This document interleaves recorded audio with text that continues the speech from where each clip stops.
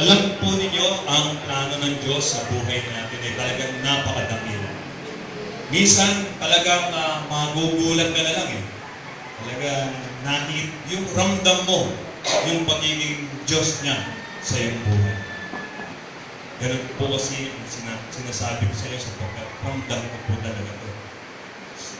Talagang kahit nga po sinabi ni King David, Panginoon, kahit saan ang pumunta, lagi kang naroon. Galong-galing naman ang napakalalim na dagat, naroon ka pa rin.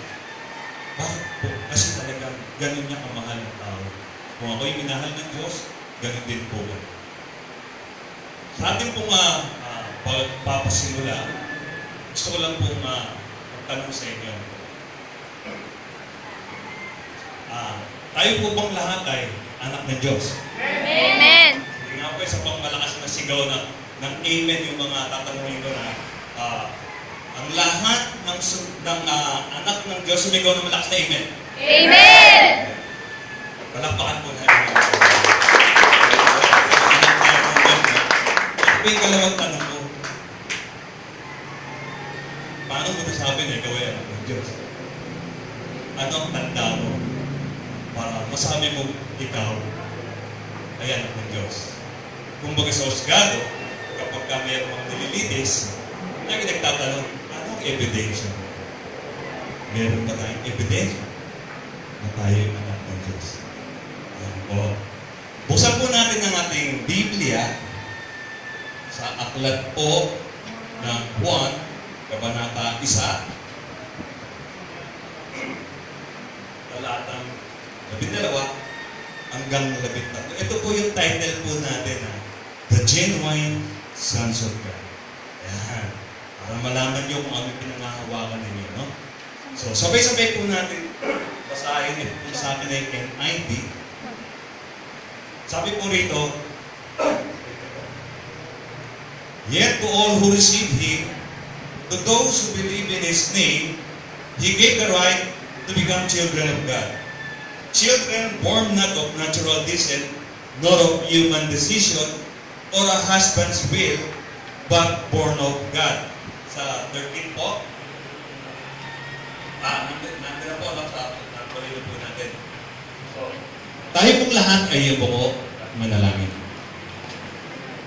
Ipinagpapasalamat po namin sa inyo, dakilang Ama, Diyos na makapangyarihan sa lahat, ang pagkakataong ito na kung saan iahayag mo sa aming buhay ang aming kalagayan sa iyong harapan. Kung ano ang pinangahawakan po namin na iyong pinagkaloob sa amin na pagkaminsan ay aming pong nalilimutan.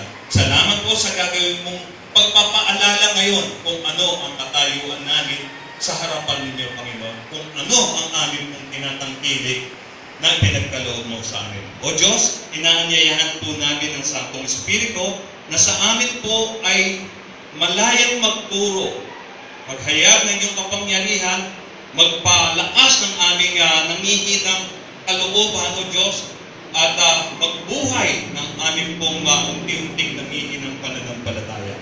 Tulungan mo po kami, Panginoon, inihingi po namin, O Diyos, na kayo po ang siyang pumatubay, ikaw lamang po ang maparangalan at mapapurihan sa pag-aaral po namin ito. Amin din pong sinasaway at itinataboy ang anumang presensya o partisipasyon ng kaaway sa pagkakataon ito sa pangalan ni Jesus. O God, maraming pong salamat, Panginoon. Ito po ang aming nagkakaisang panalangin sa pangalan po ni Jesus. Amen. Sige po, palapakan natin ang Panginoon. So, sabi po natin sa John chapter 1 verse 12. God bless you. Chapter 1 verse 12 to 13 sabi, Yet to all who receive, basahin po natin ulit. Yet to all who receive Him, ang tinutukoy pong Him si Jesus Christ po yun. To those who believe in His name, He gave the right to become children of God. Children born not of natural descent, nor of human decision, or a husband's will, but born of God. Ito po, sabi dalawa. Receive. Sino raw ang tumanggap kay Jesus at naniwala sa, pangalawa sabi, believe in His name. Sabi niya, because sabi niya, yung pangalawa na, yung sino mang sumampalataya, di ba? Sabi, receive plus believe, ang tawag daw ay sons of God. Panampalataya daw po natin si Jesus at tanggapin, ikaw ay matatawag ng anak ng Diyos. Marami rin nagsasabi, no? Kahit nga po hindi Kristiyano eh. Kahit pong Muslim, sabi niya, tinanggap ko naman si Jesus ah. Tapos, pinaniwalaan ko naman si Jesus. Pero hindi po pala dapat ganun lang yung paniwala. Ano ba pagkakapaniwala mo kay Jesus? Sabi ko sa kanya, kasi English speaking yun dahil Indian, Muslim. Sabi niya, He is my prophet. And I accept Him as my prophet. Okay po yun. Kung ano ang pagkakatanggap natin kay Jesus, si Jesus ay ganun. Yun ang role niya sa atin. Ang role ni Jesus sa mga Muslim na katulad noon ay propeta. Dahil tinanggap nila bilang propeta. Ano ang pagkakatanggap sa kanya bilang kung ano? Yun ang role ni Jesus sa'yo. Ngayon naman, tingnan naman natin maraming Kristiyano na nagsasabi, tinanggap ko rin si Jesus bilang tao. Kung si Jesus ay tao sa buhay mo, ang role ni Jesus sa buhay mo ay tao. Dahil ang magliligtas mo ay ang iyong iglesia. Hayaan mo ang iglesia mo ang magligtas sa'yo. Ganon. So, depende. Hindi po pala lahat. Kailangan po pala talaga maunawaan natin kung ano at kung paano, kung ano ang level ng pagtanggap natin kay Jesus. Kung si Jesus ay tinanggap mo bilang Panginoon at tagapagligtas, kailangan maging Panginoon siya. He will rule over your life. Kung tinanggap mo si Jesus bilang tagapagligtas mo, He will save you. He will be your Savior. Ganon. Kung ano ang pagkakakilala mo, kung ano ang pagkakatanggap mo kay Jesus, yun ka. Kaya, may sinasabi, no? Kaya ganon kahalaga ang pagkakaroon ng palatandaan. Halimbawa, no? Tayo may mga kani-kaniyang pangalan.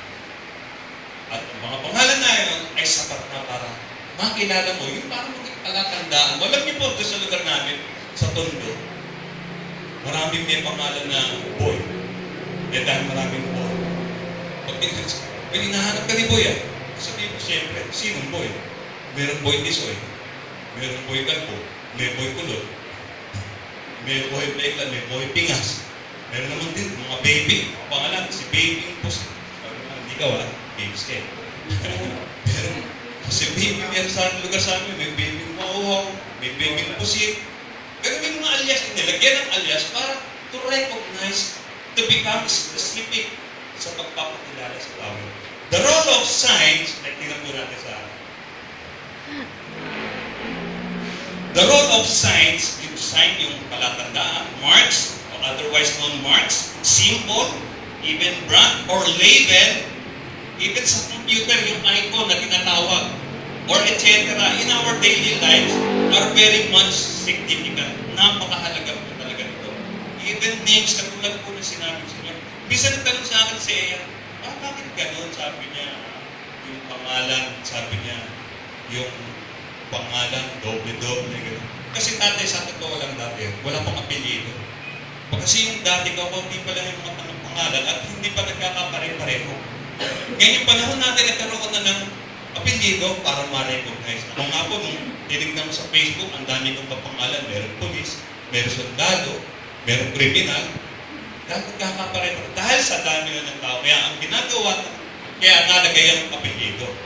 Ngayon, hindi na nagkakaroon pa rin ng kapare-pareho, no? Ang ginagawa ng mga tao may para hindi magkapare-pareho.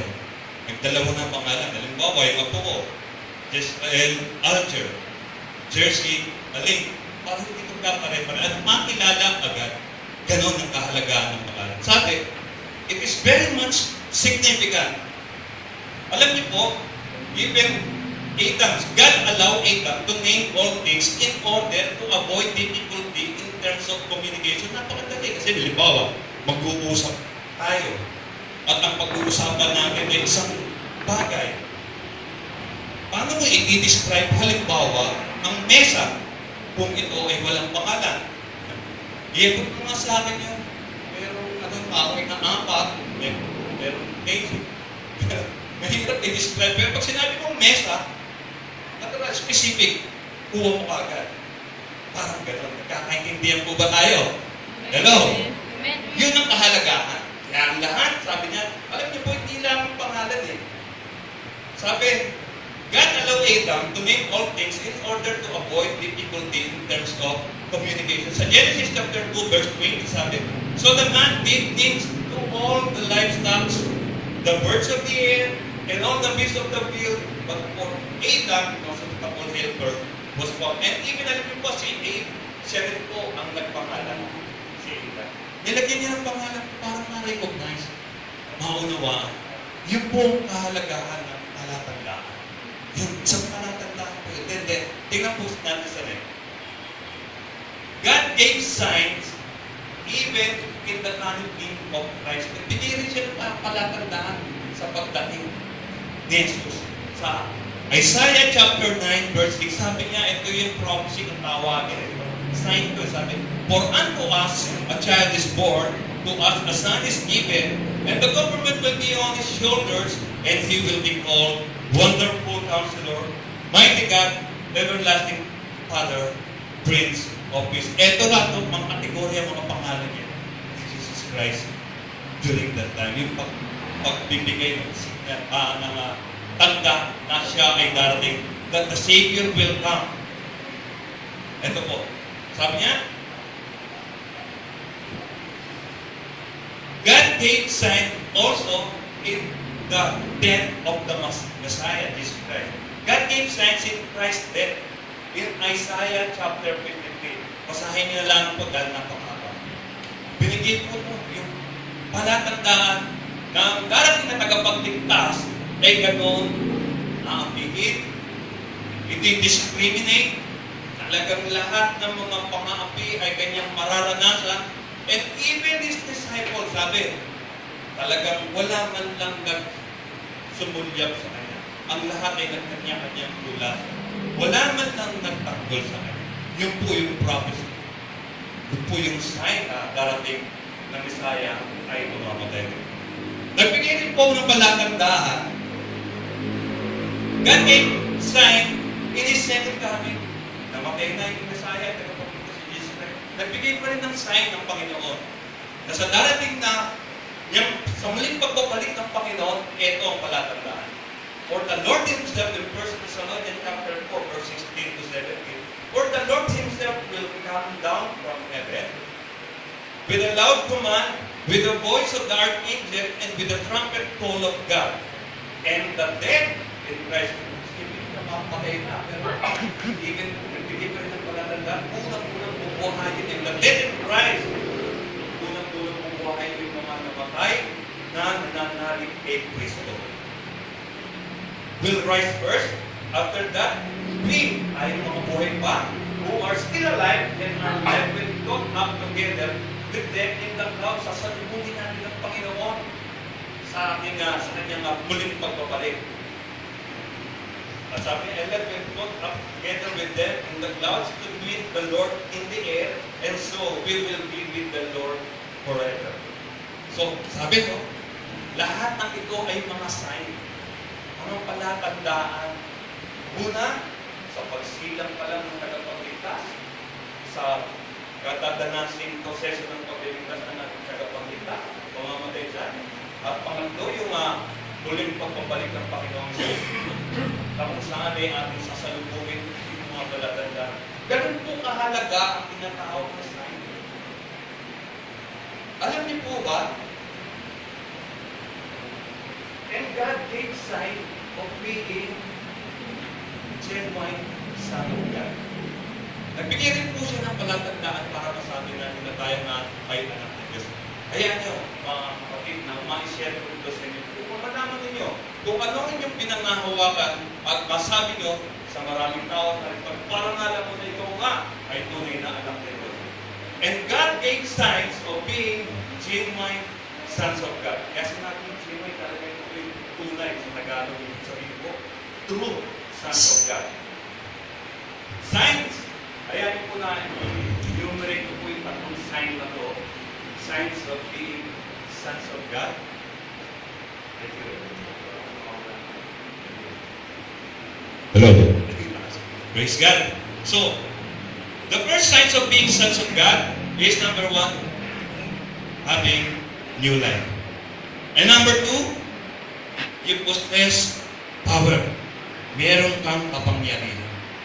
Sabihin mo nga po sa katabi niyo, meron kang kapangyarihan. Amen. And number three, you are marked. Hindi si Mark na marked, ibig sabihin, ikaw ay tinatakan. Meron kang tatak. Hayaan niyo po na pag-aralan natin ito one by one. Number one signs of being sons of God. Merong bagong buhay. Sino po ba rito meron ng bagong buhay? Amen.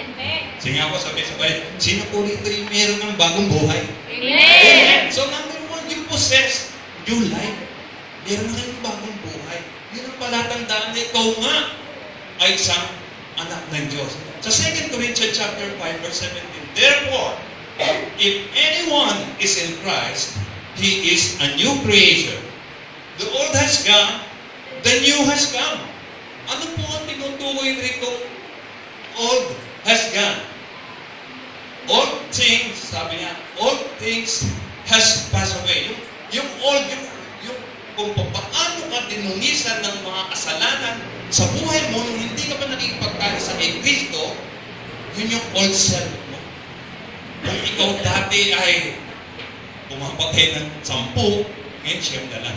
Hindi ka na pumapatay. Kundi tumutulong ka na sa pagbuhay ng mga patay sa pananampalataya. Kung ikaw dati ay mainitin ng ulo, hindi na dapat ngayon. Although biglang minsan dumarating, pero when you realize that you are not anymore yung dating pagkatao, and then you begin to repent, God will forgive you.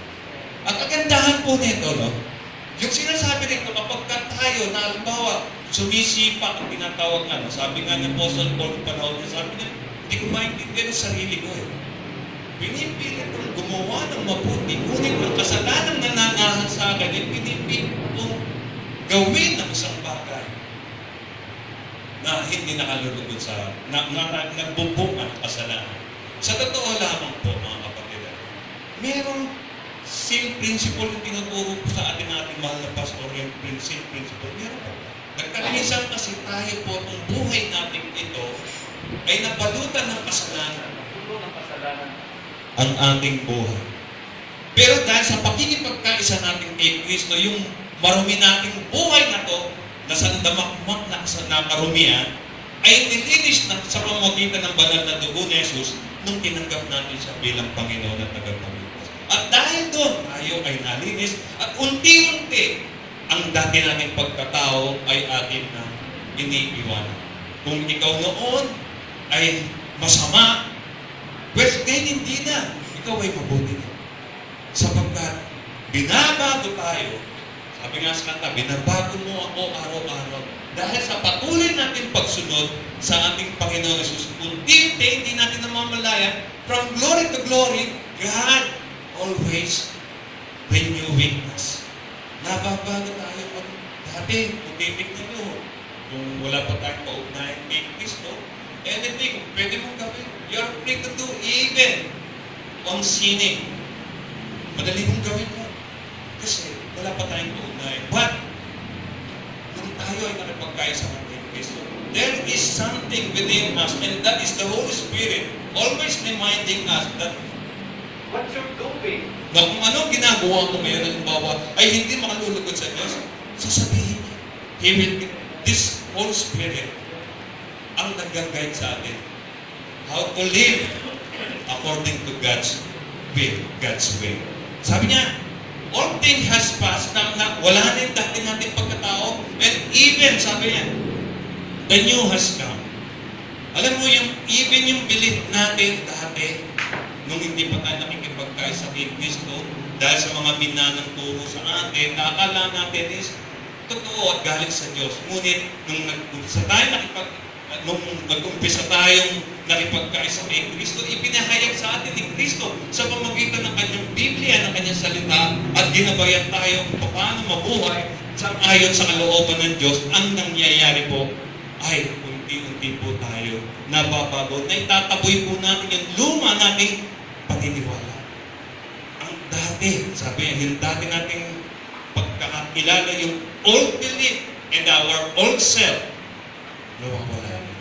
Dahil habang tayo ay sumusunod, nakikipagkaisa kay Kristo at naglilingkod kay Kristo, unti-unti tayo ay nagkakaroon ng salamat.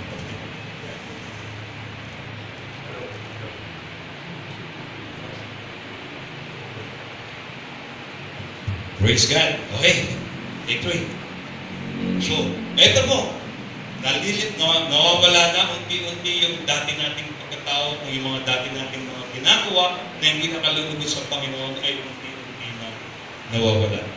Pangalawa po, sabi po rito, we possess power. Alam nyo, ang bawat nakipagkaisa kay Kristo, ang bawat tumanggap kay Kristo, kay Jesus bilang Panginoon at tagapagligtas, ay nagtataglay ng kapangyarihan. Alam niyo po ba yun? Meron tayong kapangyarihan. Pinagkalooban tayo ng Diyos ng kapangyarihan. But sometimes, we often ignore it. But sometimes, hindi natin namamalayan that we are powerful talaga. Di ba sabi nga, ito na nga lang prayer is power. Amen? Amen. So, we are all prayerful. Amen? Amen. Di ba lahat tayo nananalangin? Amen. Kung lahat tayo ay nananalangin and we believe the principles of prayer is power, we are all powerful. Amen? Amen. And we have access through the blood of Jesus Christ. And we are all have access in using the name of Christ Jesus Christ. Di ba? Kung wala kang nararamdaman kapangyarihan sa'yo, well, yung pakikipag-ugnayan mo, yung pakikipagkaisa mo kay Kristo is enough for you to have, to possess that power. Ang sabing pilit po sa atin ng Panginoon sa John chapter 1, verse 12, yet to all who receive Him, to those who believe in His name, He gave the right to become children of God. Nakita po yung susunod, yung sa next verse, hindi ko po naisulat dito, but the next verse telling us, we have power. And then, Luke chapter 10, verse 19 sabi, I have given you. Ang nagsasalita po dito si Jesus Christ. Jesus Christ telling to His disciples that I have given you authority to trample on snakes and scorpions and to overcome all the powers of the enemy. Nothing will harm. Diba? Ang ganda ng bilid, ang ganda ng ibinigay sa atin ng Panginoong Hesus nung siya ay nung siya po ay ating tinanggap bilang Panginoon at tagapagligtas at nagpatuloy ang pagkapanginoon niya sa ating buhay, then God given us this kind of power. Sabi, anong klaseng power ko? Even yung mga ahas ay kaya po nating itaboy. Mas powerful po tayo sa ahas, pero sa totoo lang po, pagka minsan, may makikita lang tayong ahas, tayo tumatakbo. Amen po ba? Isa na nakita ko rin, may nakita akong ahas, halimbawa, nakakilabot. But the thing is, mas makapangyarihan pa patuloy pa tayo. Amen? Amen.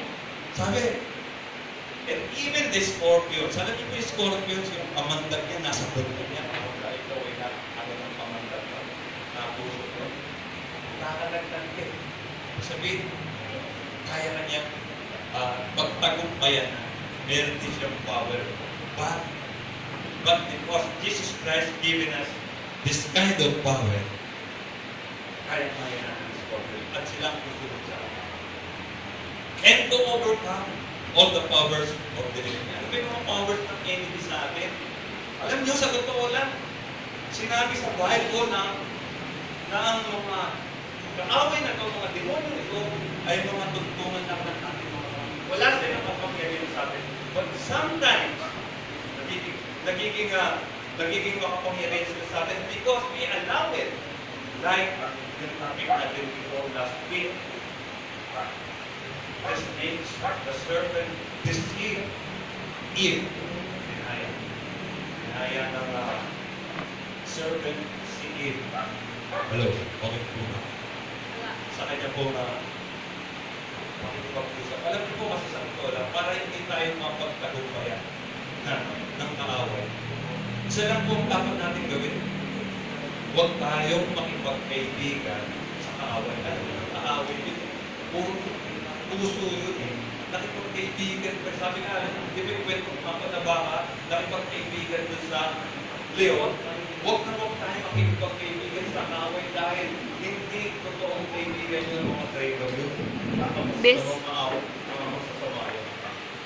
And what they wrote, what are the role of this enemy to us is to destroy us. And God don't allow these things to happen. Kaya nga pinapaalala sa atin, you possess power. We possess power. Meron tayong kapangyarihan.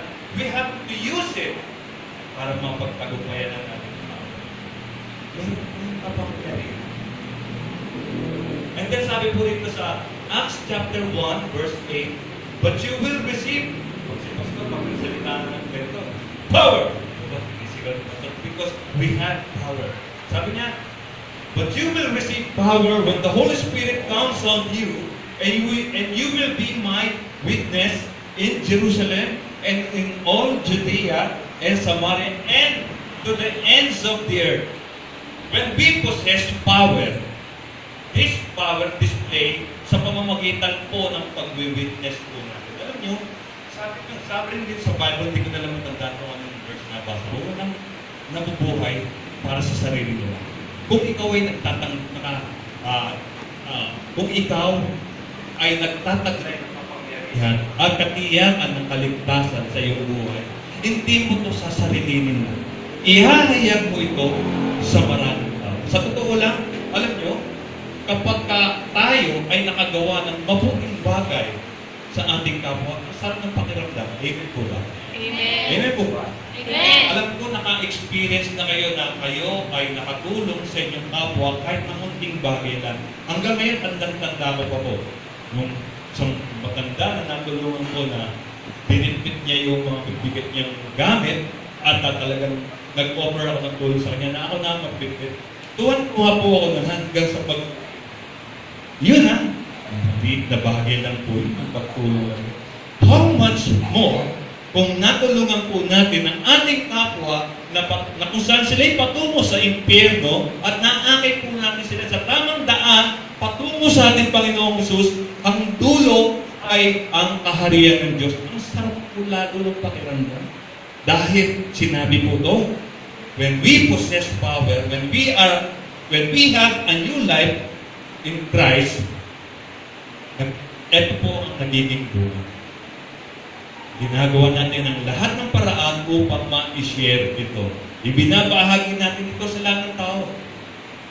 Para sila rin naman ay makaranas ng bunga ng pagkikipag-isa natin kay Kristo. Unang-una po yung kagalakan. Alam naman natin yung Galatians chapter 5 verse 22. Amen po ba?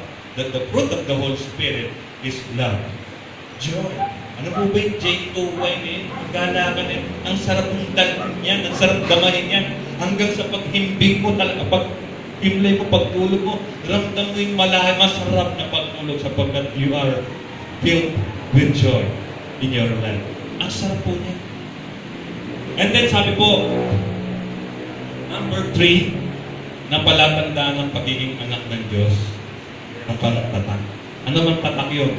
Dati, yung mga tatak dati, yung mga sa bilangguan, yung mga gangga, meron mga sige-sige komando, okso, sputnik, yung mga gano'n, bahala na ga. Hindi ko ito nang hinihingi tatak na Panginoon. Ang tatak po na sinasabi po rin in Ephesians chapter 1, verse 13, sabi niya, and you also were included in Christ when you heard the word of truth, the gospel of your salvation, having believed, you were marked, sabi nga po natin, marked. You were marked in Him with a seal, the promise of the Holy Spirit. Basahin, tignan niyo po, meron po yung may Tagalog na version niya, mas lalo maganda po yun eh. Yung pakikipag-isa po natin sa Panginoon na tinataglay po natin yung tatak ng Espiritu Santo sa ating buong buhay. Alam niyo po, sabi po rito, tuloy ko rin po sa Galatians chapter 5 verse 25 sabi, since we live by the Spirit, let us keep in step with the Spirit. Sabi niya, kung tayo ay nabubuhay sa Espiritu, kinakailangan din tawag, let us also walk in Spirit. Sabi niya, naalala ko si Eddie yung sa The Book of Eddie. Sabi niya, because, bulag pala siya, sabi niya, because I walk in faith, not by sight. Sarap na pakiramdam. Kung tayo man po sa totoo lang para hindi po tayo nagdidisip, naladaya, at patuloy na lumalakas sa paglilingkod sa Panginoon, kumilos po tayo na at mabuhay sang-ayon sa Espiritu at gumalaw, gumawa, lumakad sang-ayon sa Espiritu. Now, ito po. Sabi po sa atin, itong tatlong ito, ang palatandaan ng pagkakaroon. Ito pong tatlong ito ay mga pawang mga palatandaan na tayo po talaga ay anak. Roon ng buhay, bagong buhay kay Kristo, ang pagkakaroon ng pinangahawang kapangyarihan, at ang seal of the Holy Spirit sa ating pong buhay. Etong tatlong ito. Kaya tandaan natin na saan man tayo tumungo, saan man tayo pumaroon, taglay-taglay natin ito. At dahil ito ay binigay sa atin ng Panginoon, so wala sino man ang makakaano. Unless kung tayo lang ay ibibigay